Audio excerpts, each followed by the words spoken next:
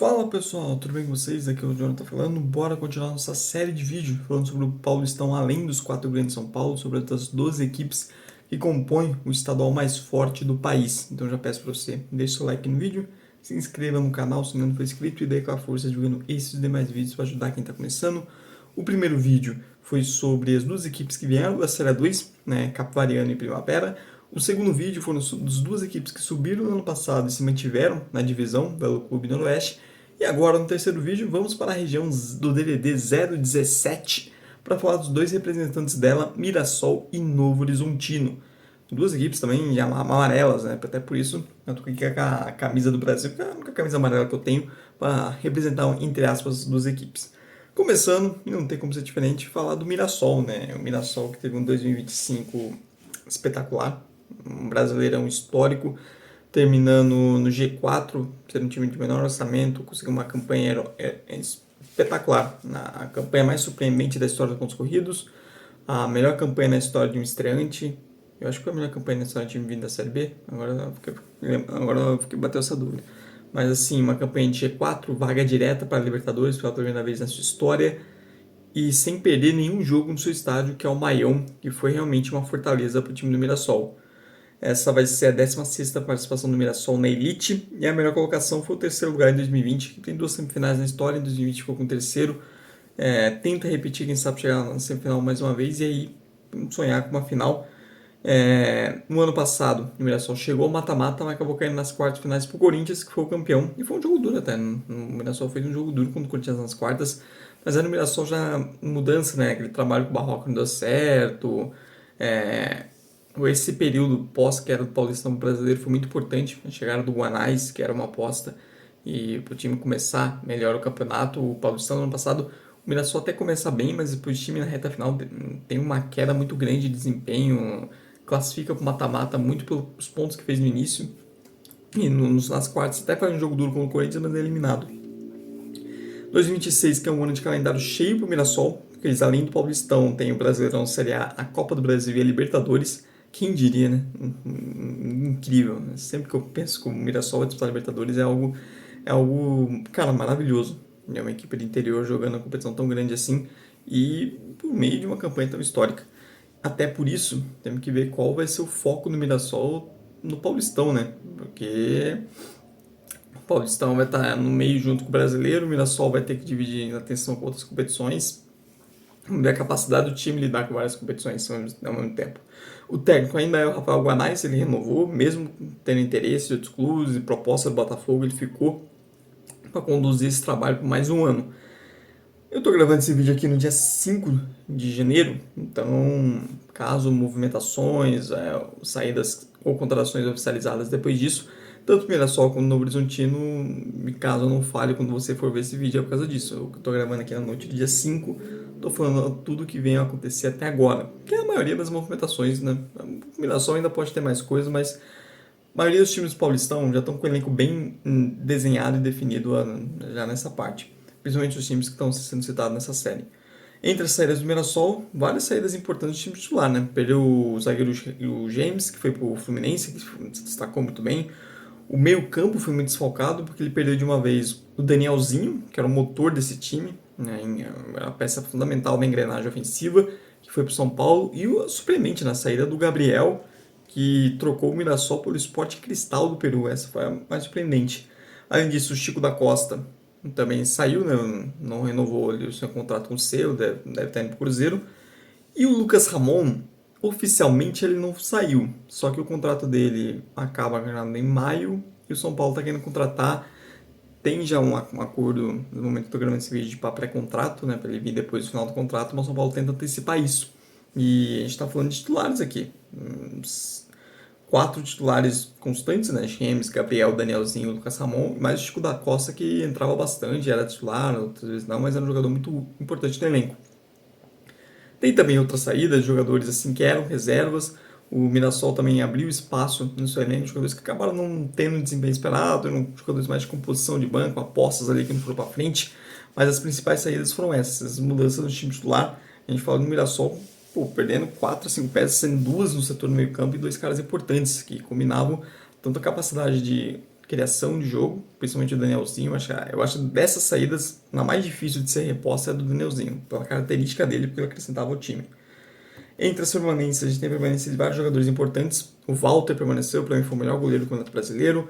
O João Vitor, foi titular na zaga, permaneceu. O Reinaldo renovou, e o Reinaldo foi ofensivamente o grande jogador do time, né?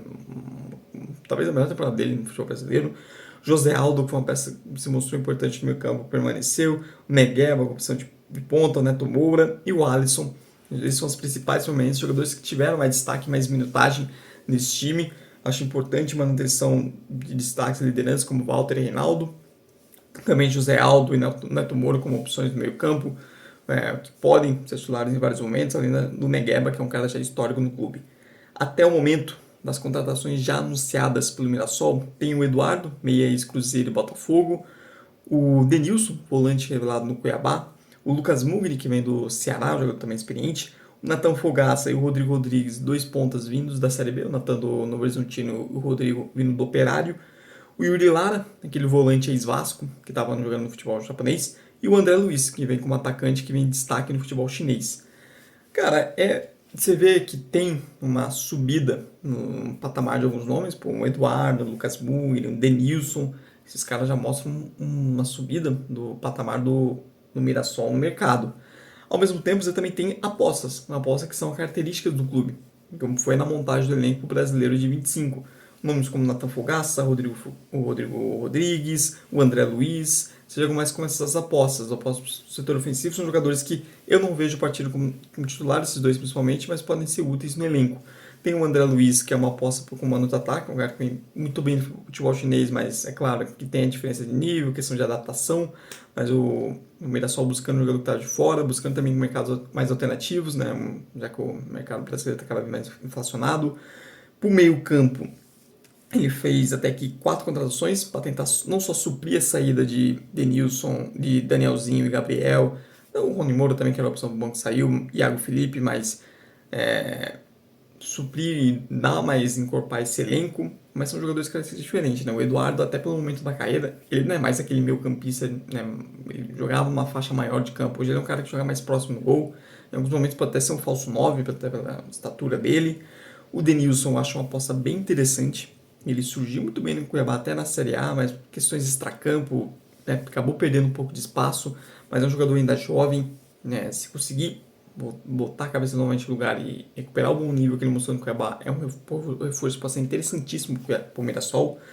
O Lucas Mugni, mesmo com o rebaixamento do Ceará, fez um Brasileirão bem ok, acho que teve bons momentos, é um jogador bom para composição de elenco, até tem uma boa bola parada. E o Yuri Lara é aquilo, é uma opção de marcação. Ele no Vasco, ele sempre destacou a opção volante de muito poder de marcação. Com a bola no pé, em alguns momentos se deixava a desejar, mas era uma característica que o Mirassol não tinha no meio campo, um bom volante de fato de marcador. Rony Moura e Iago Felipe acabaram não sendo jogadores, José Aldo e Neto Moura não têm essa característica. Nenhum jogador para mim substitui o Danielzinho, mas você tem boas peças. E como Danilson, Mugni, gostei do Yuri Lara com opção, José Aldo, Neto Moura, ainda é um meio campo qualificado, com qualidade, mas eu quero ver como o Guanais vai fazer esse ajuste, não só para seja no setor do meio campo, mas no restante do time, né, porque o Mirassol perdeu, cara, uma espinha dorsal do time titular, de 4 a 5 titulares, quase metade do time, e como vai lidar com toda essa situação, que é ter que reconstruir o time novamente, perdendo peças importantes, tendo que contratar vários jogadores, porque a necessidade do Mirassol esse ano é diferente. O Mirassol não só precisa reconstruir o time titular, ele precisa reforçar o elenco, porque ele vai disputar várias competições ao mesmo tempo. E de como vai ser para o Mirassol administrar essa necessidade de ter que dividir o foco em 2, 3 competições em alguns momentos.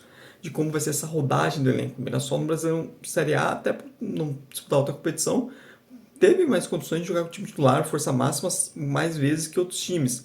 E agora vai ser o contrário. Agora o Mirassol vai ter que rodar, o Guanais vai ter que conseguir rodar mais o elenco, colocar mais jogadores à disposição, contar com mais jogadores, de como vai ser esse novo acerto do time, porque ele perde peças importantes até para a engrenagem, e as reposições que vêm, algumas são bons jogadores, mas não repõem exatamente a mesma característica. Ainda assim, eu acho que das permanências, ter mantido o Walter para mim é fundamental, porque a campanha do Mirassol na Série A é uma com o Walter e uma totalmente diferente sem ele. O Mirassol não teria chegado nessa campanha de G4 sem o Walter. O campeonato que ele fez foi incrível, a quantidade de gols que ele evitou. E, cara, mas acho que um 2016 pro torcedor do Mirassol, independente do que acontecer, é aproveitar, cara. Era algo completamente inimaginável há 5 anos atrás, o Mirassol numa Libertadores. Tem que aproveitar todo esse momento. Eu acho que pensando em Paulistão, vai depender muito dessa capacidade do Guanais de conseguir formar de novo um coletivo forte que potencialize as individualidades em pouco tempo e mesmo com todas essas mudanças. Eu vejo que o Campeonato Mirassol vai chegar no mata-mata, tem time para isso, a expectativa é essa, mas é aquilo, tem que lidar com duas competições, essas mudanças que vem acontecendo, tudo isso é um obstáculo. Num campeonato tão competitivo, isso tudo pode atrapalhar o Mirassol no seu objetivo. Chegando no mata-mata, aí, cara, é um time que nenhum dos quatro grandes, nenhum ou outras equipes, ninguém quer enfrentar. Pelo momento, pela animação, pelo que foi 2025, pelo que vem sendo esse trabalho do Guanais, o nível técnico que o time jogou mesmo, é uma equipe que ninguém com certeza vai querer enfrentar pela frente de mata-mata, seja dentro ou fora de casa. O Moinho continuando na 0-17, mas agora indo, entre aspas, rival do Mirassol, né? É que ainda não tem uma rivalidade forte mesmo, mas o Novo Horizontino. Novo Horizontino que tem também um mano de campo importante, que é o estádio Jorjão, né? O Biase. A melhor campanha foi justamente a semifinal em 2024. Né? Semifinal ali que foi uma grande campanha contra o Palmeiras, jogo duro. No ano passado chegou o mata-mata, mas assim como o Mirassol caiu nas quartas finais, só que o Novo Horizontino caiu nas quartas para o São Paulo. E em 2026, além do Paulistão, o Novo Horizontino também vai disputar a Copa do Brasil e a Série B. O Novo Horizontino que vem de mais um ano que a gente tem que falar do trauma da Série B. Né? Novamente a equipe depende só de si para o acesso e deixa escapar. Dessa vez ainda teve a crueldade do jogo que terminou com a chance de acesso do Novo Horizontino ter sido pelo segundo ano seguinte contra o Goiás fora de casa.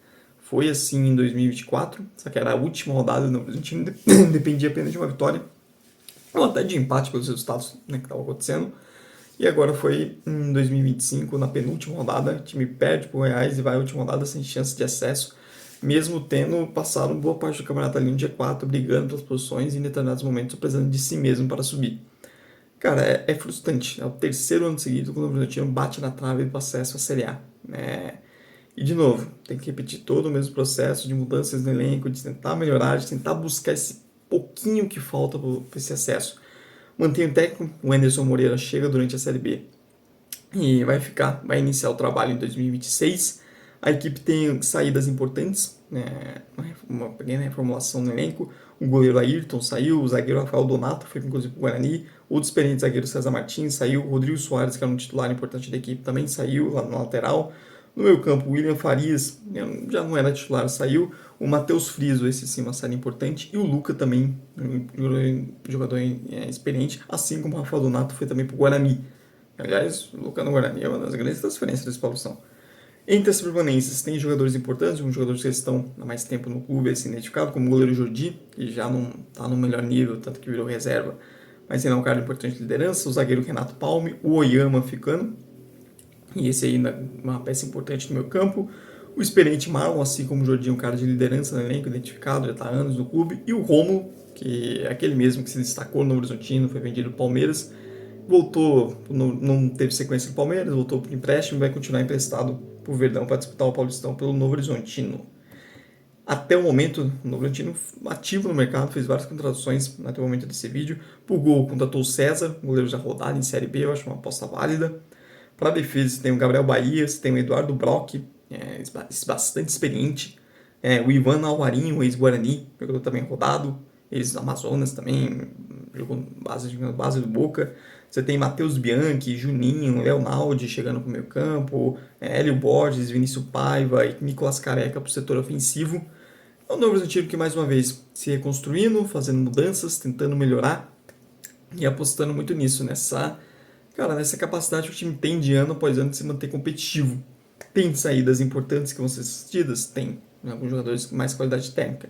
Ao mesmo tempo, eu gostei de algumas contratações. O Novo Horizontino até aqui no mercado está mesclando a experiência de nomes como o César, que é um cara rodado em Série B, o Eduardo Brock, que já jogou Série A, jogou Série B também, um cara muito rodado. Você tem também o Nicolas Careca, que é um cara também que já jogou Série B por diferentes situações. Ao mesmo tempo, aposta em jogadores de uma idade mais baixa, né? O Juninho tem 24, o Leonaldi também mais jovem, Renato Gabriel Bahia também ainda é jovem, Vinícius Paiva, e alguns jogadores que precisam dar aquele próximo salto. O Juninho, um jovem, tentando assim, dar o próximo salto. O Léo Naldi, ele ainda não virou o que se esperava quando ele surgiu na Ponte Preta, ele se destaca muito bem na Ponte Preta, saindo da base. Se esperava que ele se firmasse como jogador de Série A do brasileiro, ainda não conseguiu isso, e o Novo Horizontino pode ser um ótimo lugar para ele. O Vinícius Paiva é um nome que teve bons momentos no Ituano. Ainda assim, eu vejo que o grande problema do Novo Horizontino nos últimos anos ainda não está sendo atacado de uma maneira mais convincente. Se você pegar a reta final das últimas 3 Série B que o Novo Horizontino bateu na trave, e também campanhas recentes no Paulista, o Novo Horizontino sempre teve um problema em comum, que nesses cenários, que era um time que tinha volume, um time que conseguia criar chances, mas um time que não fazia gols. Uma dificuldade enorme de colocar a bola dentro da rede, justamente por a falta de atacantes que conseguissem entregar gols mesmo, uma boa quantidade de gols, atacantes com uma capacidade melhor de finalização e que tivessem um histórico disso. O Novo Horizontino sofre com isso faz tempo. Na campanha do último Paulistão, o Novo Horizontino deixou de ganhar jogos porque era um time que tinha volume, criava chances, mas desperdiçava elas constantemente, né?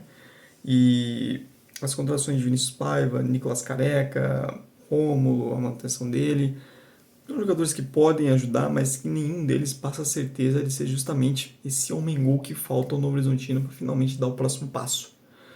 Pensando no Paulistão, eu vejo o Novo Horizontino, até pela qualidade do Wenderson, do seu histórico, e pelas contratações, pelo elenco que tem, eu vejo o Novo Horizontino um time muito capaz de ser competitivo, de chegar ao mata-mata. Eu vejo o Novo Horizontino muito capaz disso, muito capaz de ser uma equipe de mata-mata de Paulistão tranquilamente, porque tem qualidade para isso, tem um histórico a seu favor e tem um técnico que é capaz, um técnico que já fez bons trabalhos na carreira, um técnico para mim competente e cara, para a realidade do Novo Horizontino, na realidade de uma Série B é um bom técnico. Você tem o Anderson Moreira no seu comando, é sempre uma ótima aposta numa realidade de Série B e tudo mais. Pensando, e eu acho que o Novo Horizontino dar o próximo passo, para isso ele vai precisar que cara, os jogadores rendam, as apostas deem certo e rendam mais próximo do que se imaginava deles, né, da expectativa. Acho que o trabalho do Anderson encaixa bastante. Porque, cara, você tem uma dupla de volantes, por exemplo, com Oyama e Leonaldi, pô, você tem um trato com bola aqui, uma qualidade técnica acima da média, por exemplo, na realidade de uma Série B ou até de um Paulistão. Se encaixam, esses dois jogadores conseguem render próximo do que eles já mostraram, o que eles podem mostrar, você tem muita qualidade aqui. Isso naturalmente torna o Novo Horizontino um time ofensivamente muito mais perigoso, né? O Vinícius Paiva, Rômulo, os jogadores que eles conseguem mostrar o que eles já mostraram em outros momentos, também você tem duas boas opções ofensivas. Eu acho que o Novo Horizontino é isso, é um time que tem um teto bem interessante, é um time que pode se encaixar o coletivo individual, né, brutalizado, é um time que pode sonhar com uma semifinal de Paulista tranquilamente. Mas se acontecer o meio que esperado, mais uma vez um time que vai ser competitivo, mas que o ataque vai ser um problema. Antes de terminar o vídeo, bora dar uma olhada no calendário dessas duas equipes. Começando pelo Mirassol, que estreia justamente contra o São Paulo em casa, em Lages, o ingresso está uma fortuna. O segundo rodada, o Mirassol enfrenta o Primavera, primeiro jogo na história do Primavera em casa no Paulistão. A terceira rodada, o Mirassol pega o Palmeiras fora de casa, o começo de tabela do Mirassol é qualquer nota. Na quarta rodada, a equipe recebe o Red Bull Bragantino, ou seja, das primeiras 4 rodadas do Mirassol, ou seja, metade do campeonato, são 3 confrontos de Série A. É uma tabela ingrata. Depois ele sai para enfrentar o bom time do São Bernardo, recebe justamente o Novo Horizontino em casa, no derby da 017, e na penúltima rodada ele pega o Capariano fora, e na rodada final recebe a Portuguesa. Cara, as 4 primeiras rodadas são muito difíceis. Depois você tem confrontos duros, mas um nível mais baixo, principalmente as 2 rodadas finais, contra Capivariano fora e Portuguesa em casa, possivelmente 2 times que podem estar brigando contra abaixamento também. Então é um começo de campeonato bem difícil. Se o Mirassol conseguir, nessas primeiras 4 rodadas, fazer uma boa pontuação, ele tem chances de se classificar, pegando a reta final, se classificar numa posição alta. Vale a pena isso. Agora, caso não comece bem e tal, não é pro torcedor também ficar desesperado, ficar com medo de agora vai ser tudo diferente, a carruagem desandou. É que realmente é uma tabela bem difícil. O Novo Horizontino estreia fora de casa contra o Santos de Neymar e Gabigol. depois recebe o Guarani, joga fora de casa também contra o Primavera na terceira rodada. A quarta rodada, o Novo Horizontino enfrenta o Palmeiras, que é uma antiga apertando pedra no sapato do time. Na quinta rodada, o Novo Horizontino recebe o Botafogo de Ribeirão. Na sexta, joga fora de casa contra o Mirassol. Na sétima rodada, recebe o São Bernardo. E na oitava rodada, vai jogar fora de casa contra o Red Bull Bragantino. Para mim, uma tabela mais equilibrada, né? Não é deixaram todas as pedreiras logo de cara. Então, acho que é uma tabela bem mais equilibrada. Acho que a tabela do Bragantino é mais tranquila que a do Mirassol, pensando nesse sentido. Mas eu quero saber de você, o que achou do vídeo, o que achou das coisas que eu falei, se concorda ou discorda, e a sua expectativa para os campeonatos de Mirassol e Novo Horizontino em 2026. Não esqueça também de dar like no vídeo e de se inscrever no canal se não for inscrito e dar aquela força divulgando esse e mais vídeos para ajudar quem está começando. Muito obrigado mesmo por você que viu até o fim, tchau, tchau e até a próxima.